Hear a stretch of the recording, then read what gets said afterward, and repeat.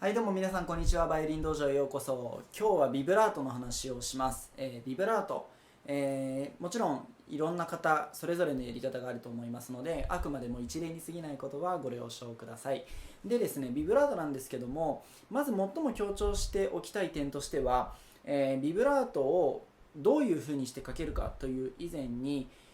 音色を作るのは左手のビブラート押さえ具合と、あとはボーイングですね。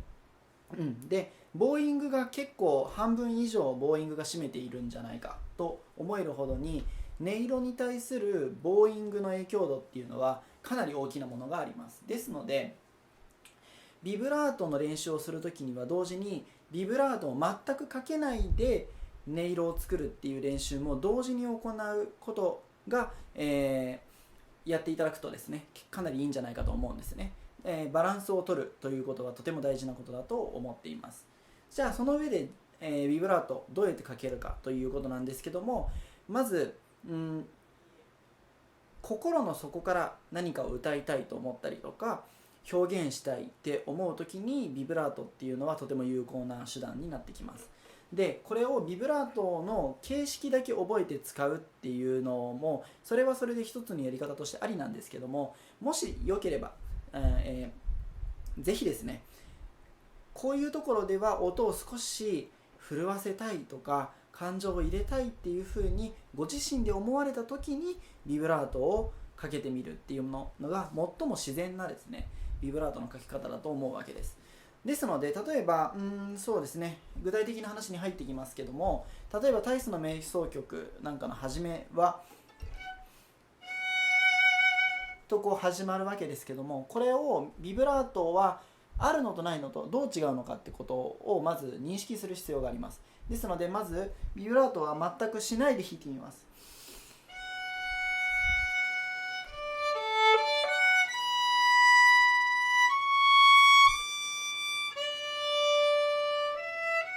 こういう風になるわけですね。ビブラートを全くしないで演奏するとこういう風になるわけです。では実際にこれだと物足りないと感じたあなたはビブラートをかけてみようということですね。もし別にこの演奏もいいんじゃないかっていう方もひょっとしておられるかもわからないのでね、そういうビブラートを使わない奏法っていうのは当然ありますし、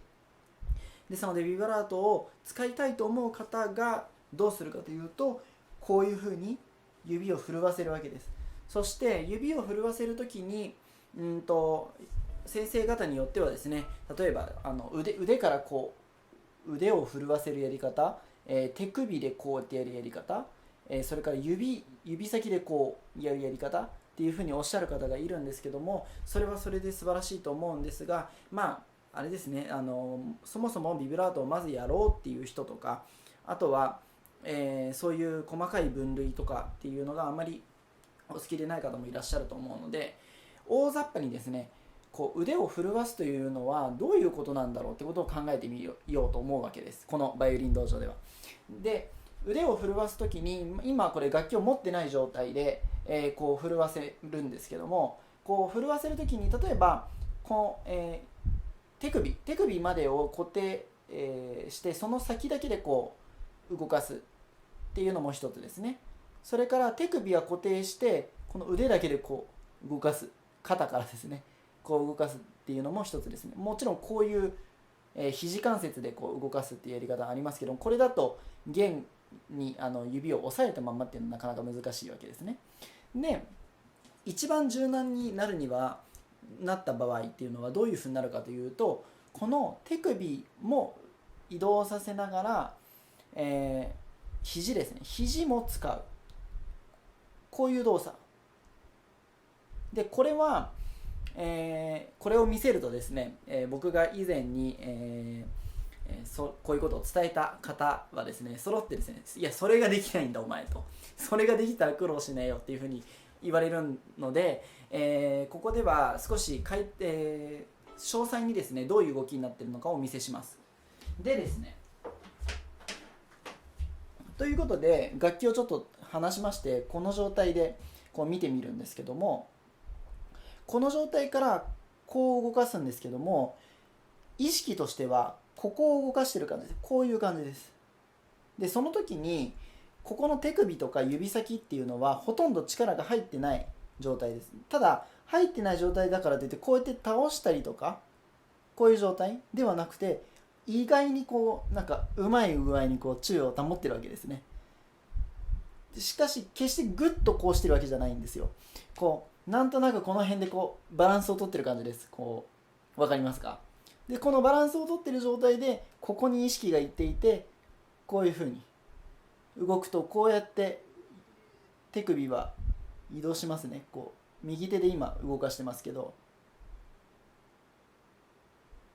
こういう感じです。そしてこれをゆっくり、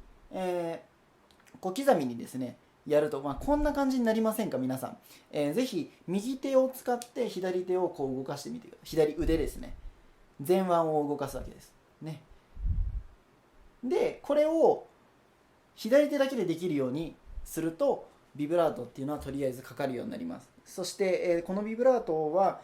僕個人的な意見ですけどもすごく柔軟で美しい音色が出ると思っています。ですので今説明した通りなんですけども、結果としてはこういう感じです。そしてここに楽器が来るわけですけども、今理解していただけましたでしょうか。ということでさあ楽器がやってきました。そしてこの向きのが多分分かりやすいと思うんでこの向きでやりますけども、これで例えば、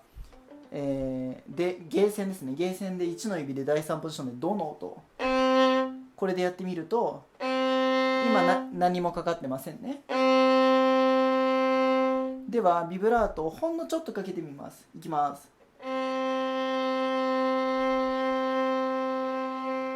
見えますか？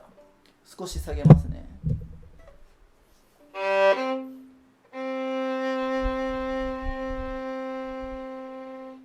こういう感じです。これは決して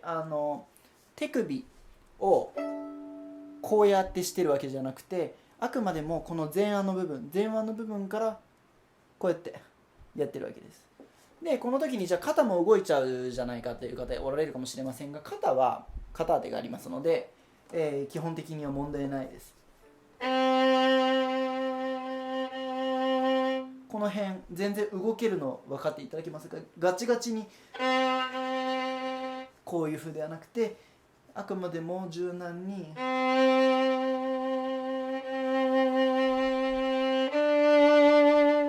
という風になっていくわけです。そして、これでビブラートの基本的なですよ説明が終わりで、ここから先は各指について、それから各弦について、ポジションのことまでやるともう複雑になっちゃうので、そのぐらいの2パターン2通りの分け方で説明していきます。では最初に一番やりやすいのが、第3ポジションがいいと思いますね。第1ポジションでもいいんですけども、第3ポジションでドレミファソラシドっていう風にやっていきたいと思います。まずじゃあ第3ポジションで構えていただいて、っていうことは、ある程度、そのゲー線を押さえるということは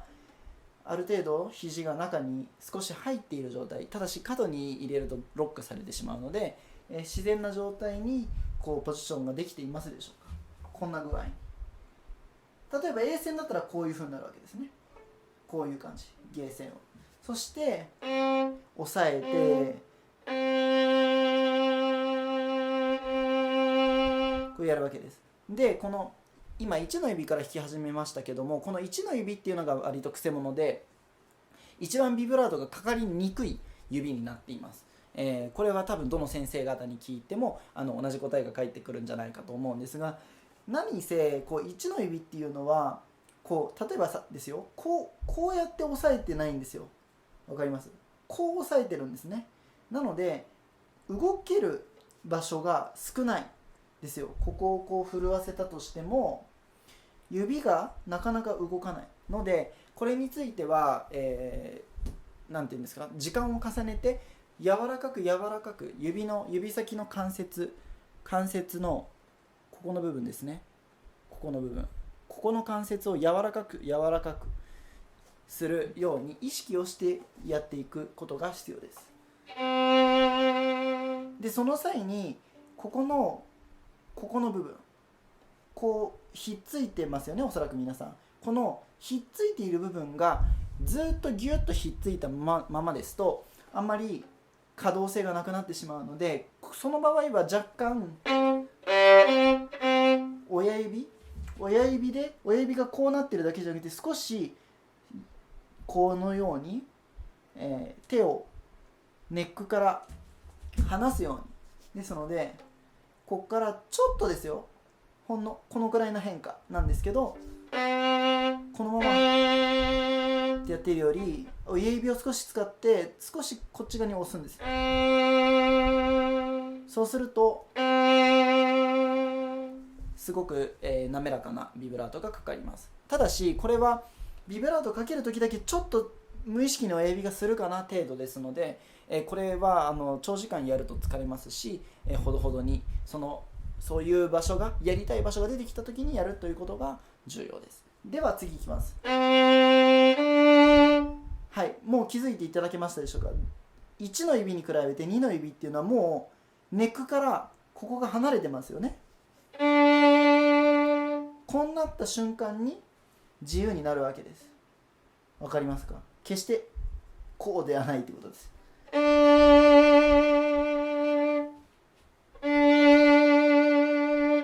隙間がありますね。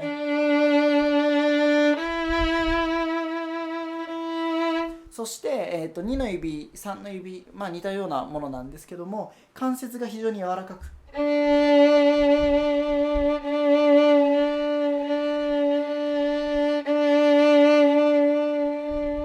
いいでしょうか。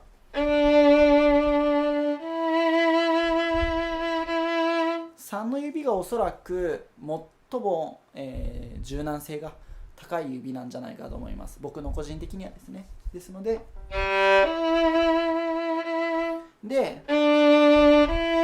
こういった時に僕はちょっと癖で若干親指がこっちにいってます。いいですか？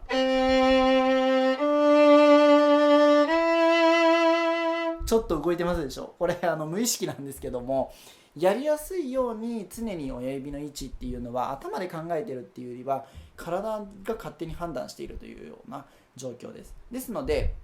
いやそんなこと言われても頭使わなきゃ無理だろうって思われる方も、自分が弾きやすいポジションに少しでも移動してやれるようにすればいいと思うわけです。ですので、これでやらなきゃいけないから絶対ここからこうしてはいけないというような、決まりきった考え方はしなくてもいいと思います。ですので、ここまでこの4の指なんですけども、基本的には動き変わらないですね。ですが4の指っていうのは、この指先のここの最後のここの関節なんですけど、ここの関節の可動性はあまり良くないですね、指として。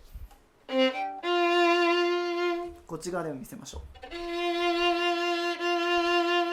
柔らかくなればもちろんいいんですけども、この場合っていうか、人間の指的にはですね、4の指っていうのはあんまり関節がこうですね、こうなったりこうなったりっていうこの動きですねっていうのはあまり期待できないかなというふうに思います。ですので4の指だけは関節が柔軟ではなくても気にせずに腕全体で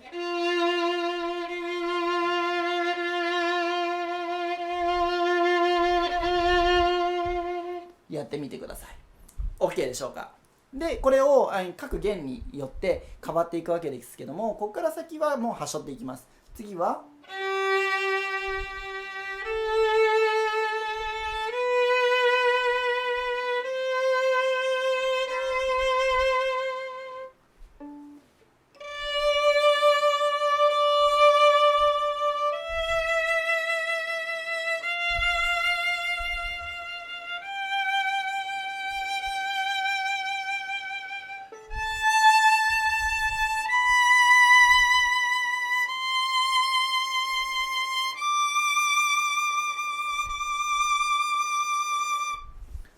どうでしたでしょうか。弦が変わるとこういうふうに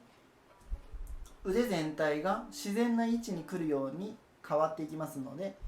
そこを注意していただけたら指の動き、腕の動かし方自体はさほど、違いはないかというふうに思います。そうですね、こんな感じでいかがでしょうか。ビブラートっていうのはですね、本当に音色に直結する大事な部分ですので、皆さんはビブラートをかけたいと思った時にですね、このようにかけるようになる訓練を日頃から積んでいただけるといいと思います。その訓練の仕方は、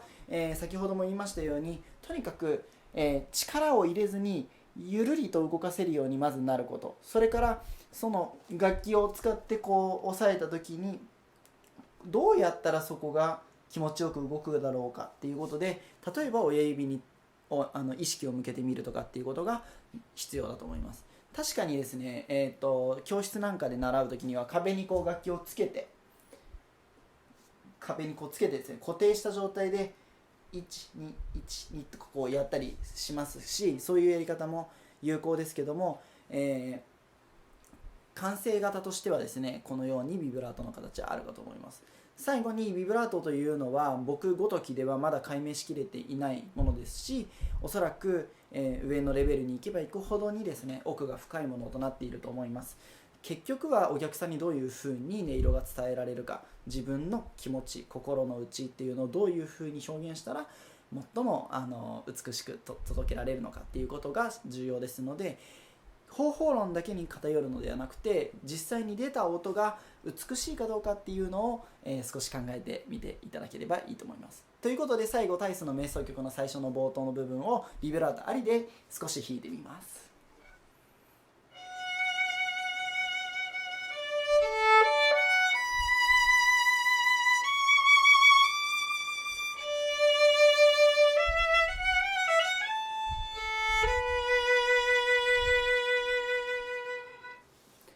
どうでしたでしょうか。というわけで今日のバイオリン道場はここまでとなります。